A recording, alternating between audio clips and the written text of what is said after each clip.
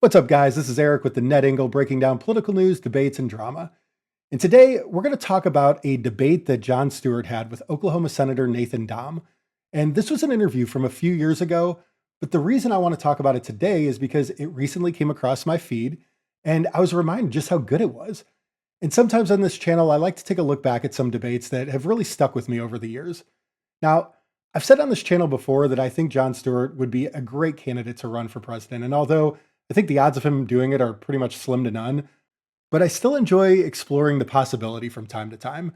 I think he has excellent policies, he has a track record of getting things done, and he would perform extremely well in a debate, as you're about to see here. So I'm going to play the entire debate through and pause with my thoughts, but let's take a look. I'm a strong proponent of the Second Amendment. I believe the right to keep and bear arms shall not be infringed. That's the one right that's listed in the Constitution that uses that very specific affirmative language, shall not be infringed. It's also the one right that uses the phrase well-regulated.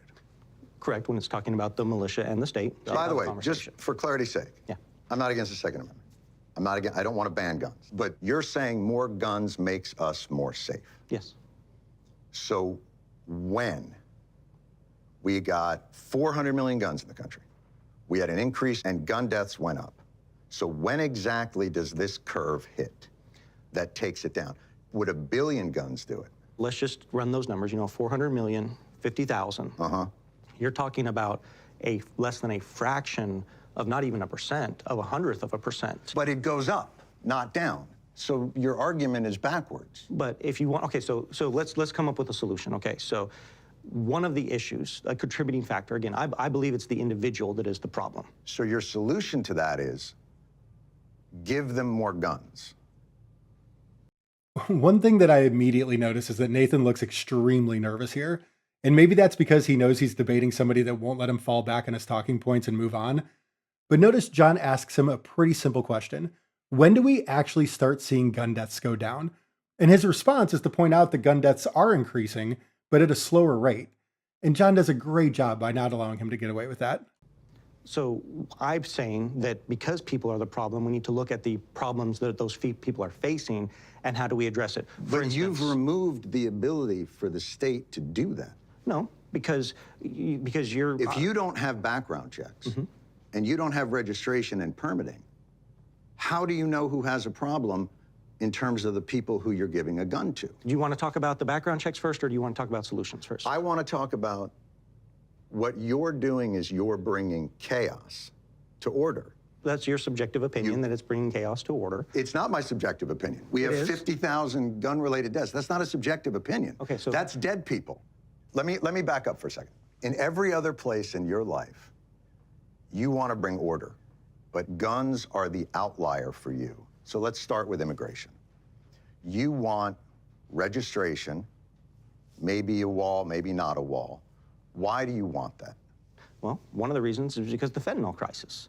Right. I mean, okay, but... you don't know when it's coming across. So what do you do? But the fentanyl crisis is twice what the gun death crisis is. Okay, so until the gun crisis gets to the fentanyl level... Not until it... You don't want to bring order. No, not until it...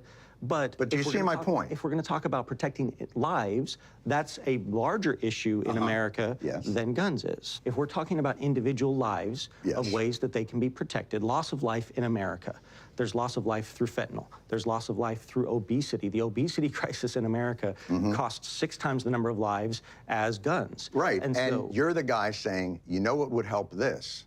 Ice cream. No. This is where Jon's really good. He's able to recognize when the conversation starts drifting. Nathan goes from gun violence to fentanyl to obesity, and Jon brings it right back and makes the point that not limiting guns when it comes to gun violence is equivalent to giving ice cream to people when it comes to obesity. Just a great correlation. So, you know what would help the problem that we're facing with firearms? What? The fatherlessness crisis that we have in America. If you look at the statistics... Right, yeah, they're dying from gun deaths. 80% of school shooters either came from a broken or fatherless home. So you would say no guns for fatherless homes? No, that's not what I would say. I would say that fathers need to be more engaged. Great. So let's crime with a firearm if they don't have a father in the home. Let's put more resources into areas that are poverty-stricken. All for it. And into fatherlessness, and that's something that we're doing in Oklahoma. But why with guns are you against bringing order? I'm not against bringing order. You are. you're also making it less safe for cops and for people. When the police go to a domestic call, it's the most dangerous call they can go on. Mm-hmm. In your world, if they knew that there were firearms in the house, that's a safer call. Is that what you're saying? No, because police... Because why? Because police treat every situation as a potential... But more guns makes us safer. So why don't, when the police go to a house filled with guns, why don't they breathe a sigh of relief knowing that this Second Amendment that shall not be infringed is being exercised so fruitfully in this home? Again, this is where Jon's quick thinking really stands out. The argument that more guns equals more safety has been a major part of the gun debate for years. One example that I remember is when they floated around the idea of giving teachers guns to curb the amount of school shootings, which is absolutely ridiculous. So using the example that cops should be thrilled at the idea of showing up to a house filled with guns, it was really smart. Are you familiar with the 39-year-old woman in New Jersey? I'm familiar with a ton of anecdotes. Yeah, no, I'm asking you a simple question. This is not an anecdote, When John. the police actually go to a house... She had a restraining order on her ex-boyfriend. I can run through hundreds and hundreds of examples of women killed by their domestic partners by guns that were not taken away through the lessening of red flag laws. I want to pause real quick. I don't think this guy knows what an anecdote is. He says it's not an anecdote, it actually happened, which is exactly what an anecdote is. But let's keep going. You're pivoting to anecdotes. No, this is not anecdotes. What the police say, if we had gun registration, if we were able to track purchases, they have a technology that every bullet would be stamped with an individual like a fingerprint. If we had an ATF that wasn't defunded, we would be able to enforce gun laws more effectively, and we would be able to solve gun crimes more effectively. You're against all of that. Because the person is the threat, not the firearm, not the knife. I get it. The person and the individual is the one that is the concern here. But you don't want anything that could help law enforcement or society determine whether or not a person is a good guy with a gun or a bad guy with a gun. Even the registry would allow you to have much more effective background checks. Mm-hmm. So I don't understand why you won't just admit that you are making it harder for police to manage the streets by allowing all of these guns to go out without permits, without checks, and without background stuff. Why is that hard? Why can't you just stand by that?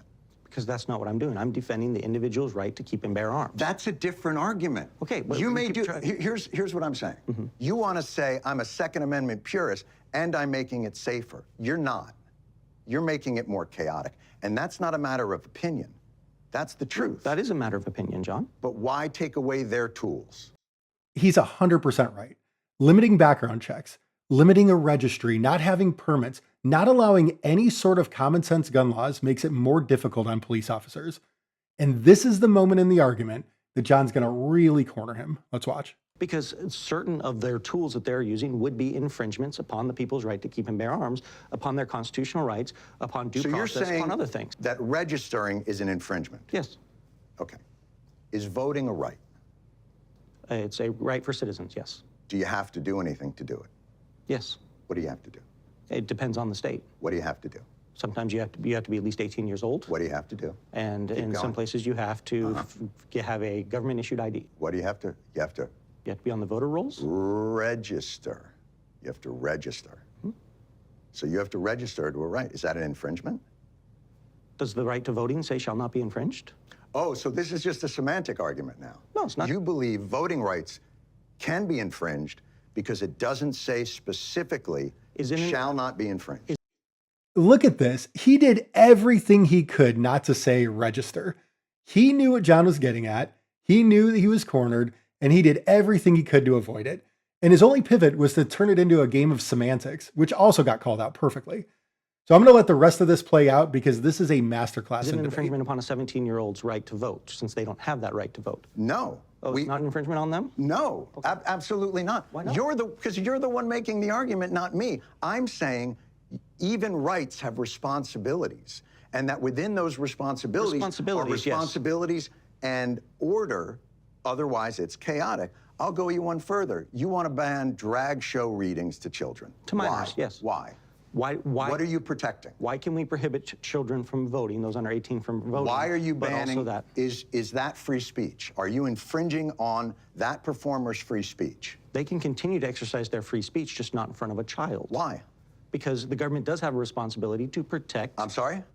The government does have a responsibility in certain instances to protect children. What's the leading cause of death amongst children in this country? And I'm going to give you a hint. It's not drag show readings to children. Correct, yes. So what is it? I'm presuming you're going to say it's firearms. No, I'm not going to say it like it's an opinion. That's what it is. It's firearms. More than cancer, more than car accidents. And what you're telling me is you don't mind infringing free speech to protect children from this amorphous thing that you think of. But when it comes to children that have died, you don't give a flying fuck to stop that because that shall not be infringed. That is hypocrisy at its highest order. Now, this went viral when it originally came out, and I still see it pop up on my news feed on occasion. And every time it does, I give it a rewatch. Jon Stewart's known for his show on Comedy Central. He's known for his ability to joke around when it comes to politics. But him in a true debate, or seeing him advocate for 9/11 first responders, seeing him in situations where he has to be serious and has to get his point across, no one does it better. And to see him on a stage debating whoever the next Republican candidate is, or maybe it'll be Trump again with the way things are going, who knows? But whoever he is up there against would be pure entertainment. But what do you think? Do you think that he'd be a good presidential candidate? Also, do you like seeing these old viral debates? Let me know in the comments, and I'll see you in the next one.